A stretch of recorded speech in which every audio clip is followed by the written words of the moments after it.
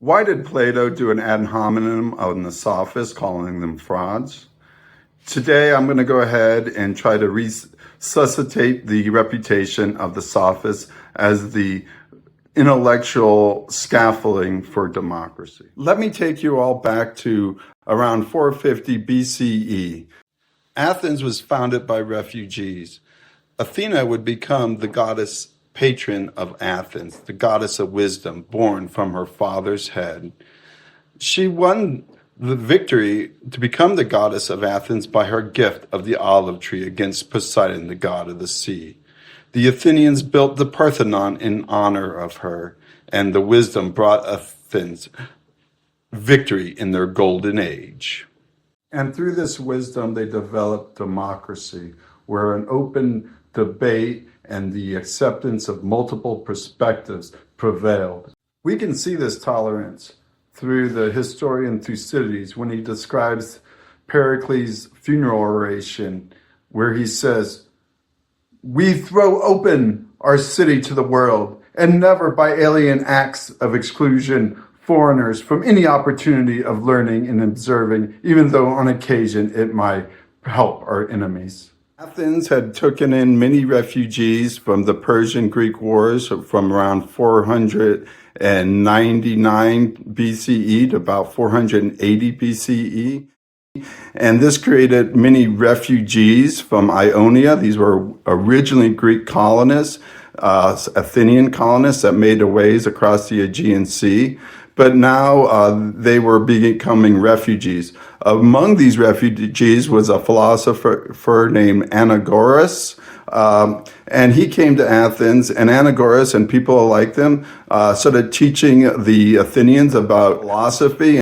These philosophers from Ionia were from the Milesian school of philosophy, the first philosophers of ancient Greece. And from their students came the school of Sophism. They are not con artists, but they are the first academic professionals. They taught rhetoric because in a democracy, rhetoric is power, the power of persuasion. When Socrates skirned them and said that they took money for their wisdom, the Sophists would simply reply that if people don't pay for wisdom, they do not value wisdom. As a public school teacher, I know how hard it is to get students to learn when they do not value it because they're not paying for the knowledge.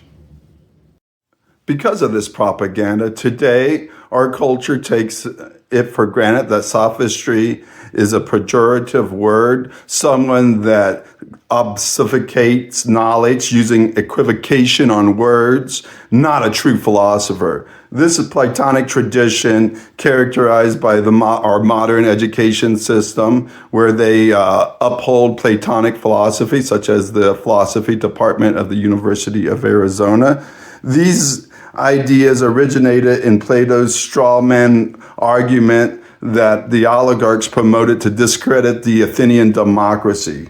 My purpose in this monologue is to resuscitate the Sophism and thereby resuscitate democracy from the lethal prejudices in their ad hominems. These Sophists were not Plato's word-twisting frauds, but democracy's first professors. The Sophists were not mere tutors, but they were the intellectual scaffolding of democracy.